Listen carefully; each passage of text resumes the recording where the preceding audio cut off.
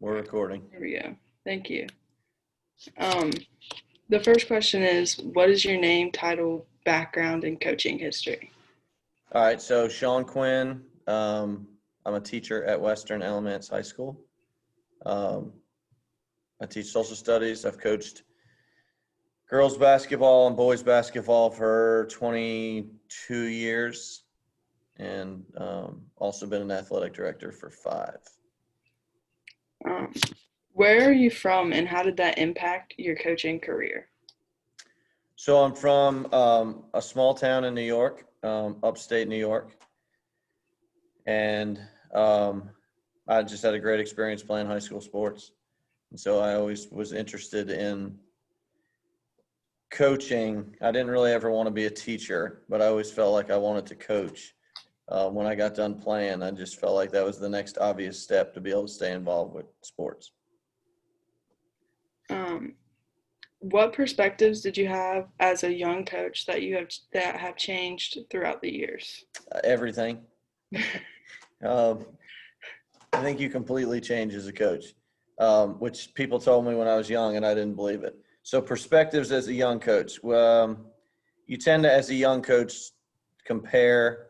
You go through like 3 phases. You go from being you're still a player who tries to explain things from a player standpoint. Then you realize that you no longer can play. So you start having to try to figure out how to teach the game or teach things. And so you start become educated. You realize you have to learn about coaching, that it's not just something you can do because you played it. And then I think my third transition has been when you become a father, you realize watching your own kids that the way you say things to kids or the way you address kids does have a significant impact that you don't see until you're probably old enough to have your own kids. So I guess perspective wise, it's player, learning to be a coach, and then kind of being a knowledgeable coach. Each one of those stages, things change. Uh, what is your coaching philosophy, coaching objectives, and coaching style? You can just get like snippets, I guess. Okay. Let me start with coaching style. So again, that's changed. Here in the last, so obviously going through some things and learning some things about myself in the last, say, 5-6 years. My style has changed in that I feel like I'm much more willing to slow down and teach, not make assumptions that kids know things, and spend a lot of time trying to build relationships with kids that have nothing to do with the sport. So that's been a big style change for me, but that's been as an assistant more than as a head coach. So I'm not really sure what my style as a head coach would be. I hope it will be the same thing, but I don't know. Philosophy wise, I'd say that I think that high school sports, and that's what I coach. So high school sports is there to build kids beyond athletics. So philosophically, I think that you can learn from every situation in high school sports, whether it be that you're losing or winning, whether you're, really struggling as a player, or whether you're having massive amounts of success and confidence. I think there's something to be learned. So I guess philosophically, I'm all about the process and what we learn from it, and trying to gain knowledge from each experience in sports. So philosophically, obviously, it's just learning and building as a young person. What was the first one? It was philosophy, style. Coaching objectives. Okay, so coaching objectives then I think is, I think when I was younger it was about winning. Like, we're going to build a team, we're going to win, and when we win, it's fun. And I think that was part of being a young coach. I think now, objectively, it's to have a good experience, which means that if you win, then obviously there's an experience. But there are kids that when you're winning, they're having a miserable experience. So I think objectively, my goal is to always now try to find every kid a way to have a good experience. And that's where I think I've made the greatest change, is that It used to be that collectively it was whatever we do collectively, we're all going to enjoy. Now it's more that we're all on a journey during the season.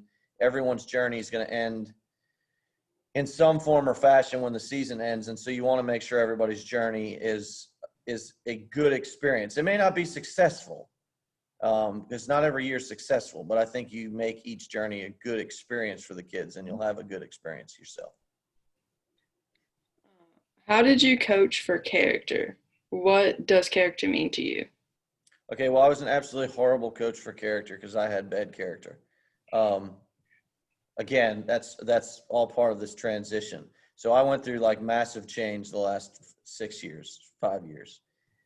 So I think I've gotten better at that. I think at the beginning, coaching for character was telling kids what was the expectation with little explanation of why that was the expectation. So often it was, you would say, these are the expected behaviors. And then when a kid didn't reach those expected behaviors, you would say, well, you're not reaching those behaviors, so you're no longer a part of this team, or, you're not cut out to be doing this. Again, that could be a simple thing like kid using profanity during a game, or kid not following the rules, or things like that. Then you start looking in the mirror and you just wonder if your character is what is setting are you setting a good enough example of your own character? So that's where I've started to kind of really look at myself in the mirror and realize that teaching character in sports is modeling character in sports. And then once you model it, then you're doing more than just saying it. And you're ultimately then showing kids that, look, if we're going to lose gracefully, the head coach is going to lose gracefully. If we're going to win with character, then we're going to do it as the head coach, and you guys are going to see me do it, my coaching staff do it. Even as an assistant coach, I'm going to do it. So I think character is something that then you start to model. And once you model it, kids will follow it. And then if they don't follow it, you can then have a conversation with kids that ultimately is about how you should act and why you should act this way, instead of just saying, this is what you're supposed to do. Yeah. Hey, Kayla, can we pause for 1 second? Yeah. I'm going to resume recording. Got it. Okay. How do you coach diverse athletes, and what are some ways to be more culturally aware as a coach? All right. So I never really had a problem like as a teacher versus a coach. So I think one of the things that you try to do is you try to be as good as you can in the classroom with dealing with different kinds of kids, and you just bring that to the court with you. You just bring that to your sport. So it's the same strategies you use in the classroom: building relationships, getting to know kids, taking time to have conversations, not just making it about when class starts or practice starts. All right, it's time for practice, and then there's no interaction after that or before that. So I think trying to build in time during practice. What I've gotten better at is building in time during practice to have those conversations, taking 5 minutes away from a drill or being around the team to pull a kid aside and to find out what's going on, why there's some difficulty with learning that particular task, instead of singling that kid out during practice to try to do more of that, off to the side while other things are going on. Obviously you have a bunch of different personalities when you coach, and you bring in all different, when you teach, you have, particularly for like a PE teacher, I would imagine, you've got a collection of kids from all different academic backgrounds that are going to be in the same room. So I think PE teachers have a really good gift already of looking at a very diverse group of young people. I think that the trick to that is to find time to deal with each kid, and not just go, well, you're the last kid on the bench and you don't do a whole lot for the team in practice. I think that kid's is important to develop a relationship with.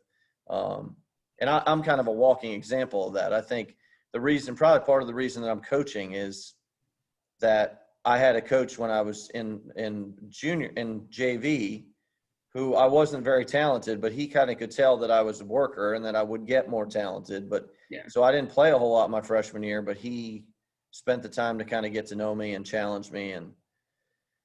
But he did that with everybody. And so I think that that's important. You're going to get kids from all different kinds of backgrounds with struggles at home. You need to know that. You need to know who you're going to find that out when they're sitting out there waiting for a ride and their ride never comes, or they're missing practice because they have to babysit their little brother or sister. You're going to deal with all that. I think the important thing is to go back to what I said from a philosophy standpoint. If your philosophy is something about them having a good experience, then you got to set aside the sport for a little bit and try to deal with the kid. Yeah. And so that's diversity to me is thrown around like we're supposed to notice that and say, well, we've got to treat that kid differently because this. I don't think you treat kids differently. I think you get to know kids, and then you naturally treat them the way you push the right buttons with that kid. So maybe it is different, but it's all the same in the sense that you're getting to know a kid and you're working on that kid, and you're not doing some blanket policy for all of your kids. Now, if you go back to character, you've got to have a set of rules that you're going to follow as a coach. You've got to lay those down. So no, I don't think there's massive ways to make exceptions for kids because of their background. Yeah. But I do think that you can take the time to really get to know a kid and find out, all right, this is where this kid's going to struggle. So before we get to that point with our rules, or before we get to that point with the lack of success here, we're going to take the time to intervene and say, all right, we're going to get here quicker with you. So we need to come up with some ways. So you have you missed 2 practices unexcused rule, right? Yeah. You're whatever, benched, whatever your rule is. Well, if you know a kid's going to have a chance to miss practice, then you've got to set up with that kid.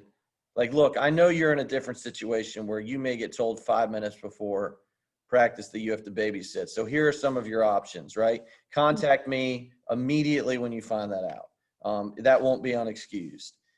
Bring your little brother or sister to practice. And so open the doors up so that they're not in a situation where they're like, well, it's kind of hopeless. I'm going to get kicked off the team, or I'm going to have to sit because these are unexcused. That's diversity. That's trying to figure out what makes each kid different and figuring out how you can work with that kid. It's a long answer, but that question sometimes is a difficult question. How do you coach for motivation, communication, and behavior change? So I'm trying to motivate them differently, or I don't know what you're. It's just, like, how do you coach for it? Like, how do you coach for motivation? How do I motivate? Yeah. Okay. Yeah. How do we motivate, create change in behavior, and what was the other? Communication. Communication. All right. So all 3 of those are just teach.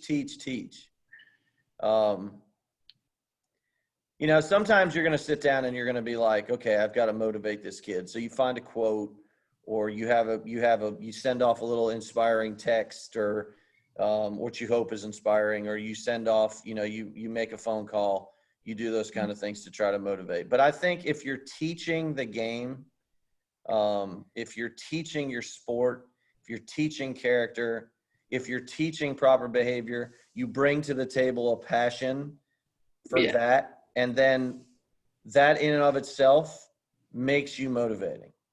I think the coaches that are demotivating are the ones that don't teach anything. And so the kid goes into practice and they're like, we're just running around. There's no teaching going on. It becomes it's the same thing in the classroom. If you're going to be a good teacher, you got to teach. That doesn't mean you have to stand up there and lecture all the time, but there has to be moments where you break things down and you say, this is how it's done. This is how it should be done. And you get an excitement about you. But if it's what's your trick, then okay, well, everybody teaches. So what's your trick? I just believe in unbridled enthusiasm. I just believe that if you're enthusiastic about something, people are motivated. Yeah. And if people aren't motivated when you're being enthusiastic about it, they probably don't want to do it in the first place. But you'll have situations where kids are going to misbehave and kids are not going to be motivated, no matter how much you think you're the most inspirational, motivating person. And you'll conquer those, going back to the previous question, which is if you build relationships with kids, then you can figure out a little bit of the buttons to push to motivate that kid individually. Mm-hmm.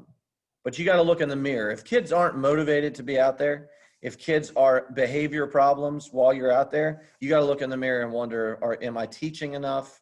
Am I running my practice the right way? Am I running my classroom the right way? Because I am part of the problem if I'm dealing with 13 demotivated kids who are behavior issues. Yeah. Like, I'm part of the problem. Yeah. What are the management aspects of coaching you wish you knew sooner? That's a great question. The management aspects. See, that's where, I don't know. I've always had I think I've always been ahead of the curve on that because I think I'm a step ahead on communication. You got to give me a second here. Okay.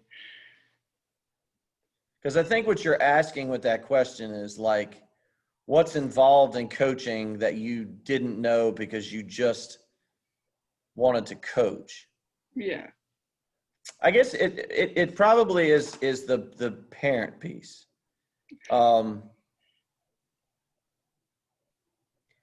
When you get into this, you start, okay, go through those 3 transitions again. So this is going to be a really weird answer to this question.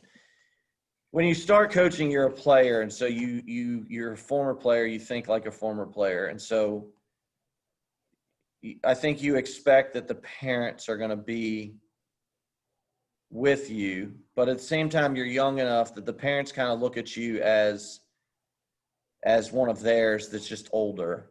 And so there's a relationship that exists there between parents and coach, because the coach is almost still a player. And so management style, the parents are doing a lot for you. They're very engaged, and you begin to develop relationships with parents, and some of these parents are going to do all these things for you, and they step up and help with, getting the team together for these things. So a lot of the things that would probably stress you out as a young coach, if you have good communication skills, these parents are going to help you with. And then you begin to realize that parents are just going to cross a line at some point, and they stop being helpful. And some of them they expect things in return. Yeah. I didn't know that going in. Like I didn't. So I had some experiences early on that I probably could have prevented from a management style to not ask parents to do so much.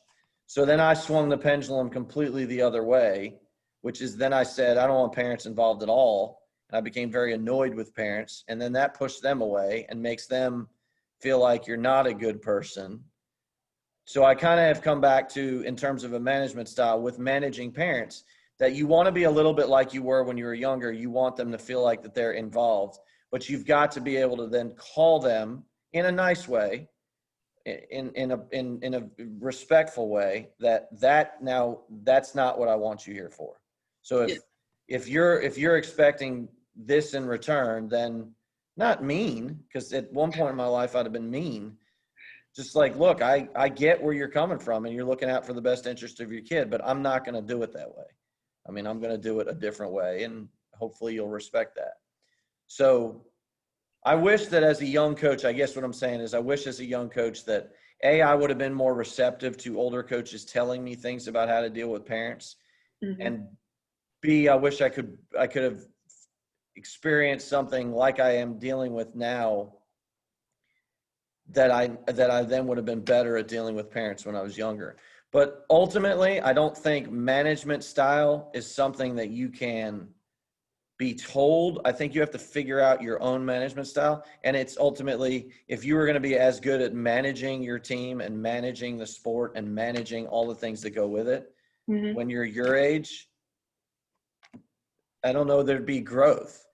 Like, that's the area you're going to grow in probably the most, is managing your sport. Now, let me add to this. As an athletic director, I saw a lot of poor management. And to me, what poor management is one, relying too heavily on your athletic director or the people around you to run your sport, coming every single day with a problem that you could easily solve. Okay, so that's one. Yeah. Second management problem I saw was disorganization. I think if you're a coach and you're disorganized, you're creating your own problems. And organization is not everyone's strong suit. So then hire an assistant coach that's organized. Don't add to your problems by having a staff of your buddies that all are disorganized.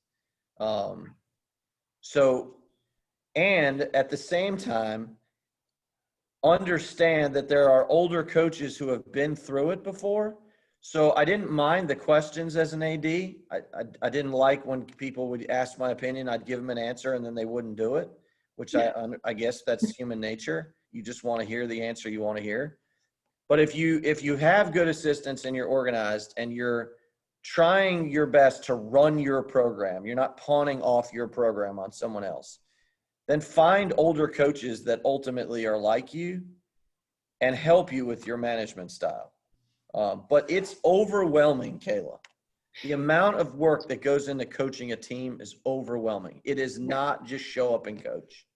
In fact, it's probably less coaching, show up and coach, and more managing all those aspects. But if I had advice to give to a young coach, it would be, what is your style going to be with parents? Because I think that ultimately becomes, with high school sports, the hardest thing to deal with. Yeah. All right. I know these are long answers. Sorry. No. I don't think you can answer the first part of this. I mean, maybe. It says, how do you recruit players and how do you plan for technical and tactical skills? Okay. These are very strange combination questions because those are two very different things. First of all, you do recruit players at high school. And I think I heard this when I was coaching in college. I spent 2 years recruiting for Elon. And I heard this, and it was really a really great way to look at coaching. You go out every summer and you try to find players who are going to fit your program, and then you spend the year recruiting those kids at a college level. But I had an assistant that I worked with who said, you need to understand that for every moment you spend recruiting, you need to make sure you're recruiting your own players, the current players, because we don't spend enough time doing that. So we often wonder, why did a kid quit and go do something else? Well, did you spend the time recruiting that kid? Did you find out whether or not that kid still wanted to be a part of your program in December when you're in the midst of a losing streak? Are you recruiting your own kids with the same energy that you're recruiting other kids? So that was a lesson learned in college. And so you'd spend a lot of time like checking in on kids and making sure that they're okay.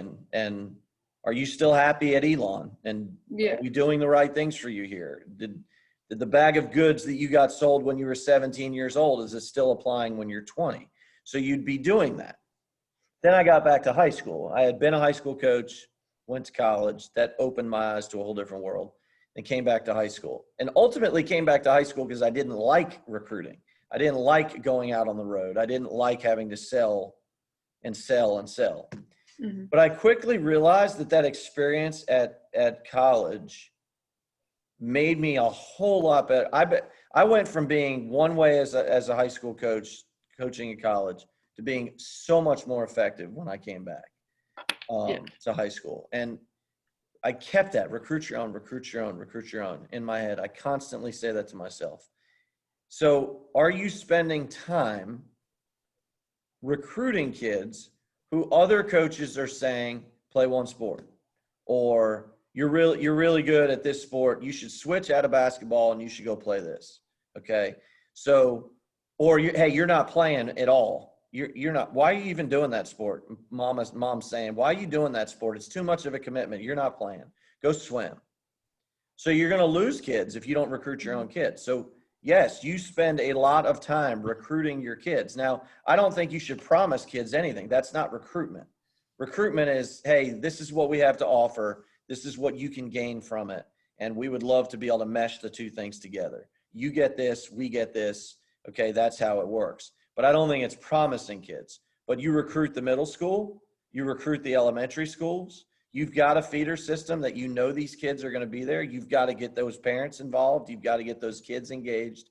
So you need to do that. In fact, I think where we're presently at the school I'm at, we do a horrible job of that.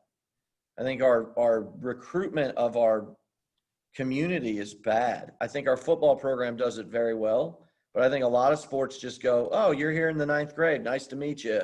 And that's the first time we've seen or heard from you as the head coach, or you've seen or heard from them as the player. I think you got to do a better job of that. Tactically, I think what you're asking here is, or I think where this question's going, you got to spend a lot of time staying up on the game if you're going to be good at it. I just went to a workout, took my daughter to a workout, and the coach was doing some 2-ball handling drills. You'll appreciate this. I don't know how you'll write about this, but you'll appreciate it. Was doing some 2-ball drills. Well, we're so far past that. The kids in 5th grade are doing 2-ball drills now. You still have to be able to do the fundamentals. Mm-hmm. But I think at some point you have to learn the new tactics that are being taught, the new strategies that are being taught, the new ways that are being done. One, to stay present in the game so that you're not satisfied with where you are with knowledge. But 2, you got to recognize that these kids are coming through and they're learning more and more at a younger age. And so you have to be able to take what they've learned and challenge them to go beyond that. And sometimes, repetition matters. Do the same drill there's certain things that you still have to do layup drills every day. But I think if you can, from a tactics standpoint, be like, all right, I got to recognize that this kid, like we have a girl at the middle school right now out here who's got ball handling skills coming out her ears. But I got to find ways to make that kid then get better. Yeah. And the only way to do that is to stay up on the game. So I watch YouTube videos. I watch aspects of the game. I watch coaching clinics. I spend a lot of time, and I would be going to all those things if it weren't for COVID right now. And I've built a whole you've got to build a network of coaches to say, how are you teaching this? My kids aren't successful at this. What are you doing differently? And you'll be amazed that even the most competitive, the Tim Crodish at Eastern Alamances of the world will sit down with you and say, this is what I'm doing. This is how I teach it. How do you teach it? And when you see his team's effective at it, you're like, that's the way to do it tactically. That's the way to do it. In terms of from a teaching standpoint. What are some of your favorite cues to use to help your players move better? Moving better. Okay, that's tough. This is like a kinesthetic question. Is this like a PE class? Is this for this class? Is this interview for a PE class? No, it's for a coaching class. It's like you don't have to answer this if you don't want to. He said we didn't have to cover all the questions. So move better. I'm just trying to think if there is something I do. Yeah, I think I can tell you one thing I do, and this is actually, so you've built a relationship with a kid, right? And you find out that there's other things. Well, okay, so I'm a basketball coach. Generally, the kids that are basketball players have the basic movements down. But I think you still have to talk to them about some basic athletic things. And like for girls, it's hips. It's all about learning to open their hips and move their hips because it moves their feet as they move their hips kind of deal. So you spend time talking about that. But when you're with a kid that isn't in your sport predominantly, this is actually something that I've gotten better at over the time. So let's say I have a volleyball player that's trying to learn to play basketball. I think you have to go back and refer back to what they know. So let's say a kid's playing volleyball and they can't get down in stance. It's hurting them to be balanced on a shot. Yeah. Because they're shooting the ball with their feet together and they're kicking one foot out and they're shooting like just terrible.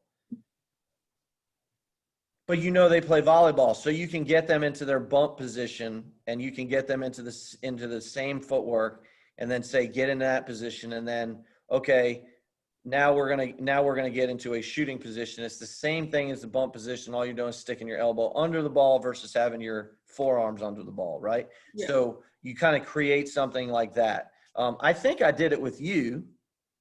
I think you had a habit. I'm trying to think back to this, but I think you had a habit of when the pass came to you on the run, when you were running down the floor, you wouldn't catch it and dribble it. You would just knock it down with your right hand or your left hand and start dribbling it. And I remember, maybe you don't remember this because it may not have been you, but I think at that point I knew you were a softball player, because you were still playing softball then. This was when you were like in 9th grade. You were playing softball, right? Yeah. Yeah. And so I talked to you about you're not catching the ball with a glove. Like with one hand, you would catch it with a glove. I need you to catch it with 2 hands and dribble it. So relating to other sports the kids play, answer your question, in terms of cues to help them move better, I think you have to try to find ways to teach it in ways that they already have grasped. So you had already mastered a skill in softball that I could use to teach you how to do it in basketball. Yeah. Last one. Who inspires you and why? Oh, so many people. All right, so here you go. Here's your answer. I'm inspired by anybody that does what I do and still has enthusiasm for doing it. But specifically, as a teacher, I'm inspired by your mother, probably more than anybody else on this campus, in terms of the fact that she cares so much. If I could have 1 iota of her heart, like 1/80th of her heart, to put forth to my kids, I would be way beyond most teachers. She's just incredible in terms of how much heart she has for kids. So she inspires me as a teacher. As a coach, I don't know that there's one person who necessarily inspires me, but it's anybody that I talk to that can match my enthusiasm and can tell me how much they love coaching. I think I'm surrounded at my age by people who are getting burnt out on coaching. So it's fun to be around anybody that's enthusiastic about it and wants to do it all the time. Yeah. So there's numerous coaches out there for me that I can pick up the phone and say, hey, how you doing? And they get all fired up, and that fires me up in terms of being excited about what they're doing.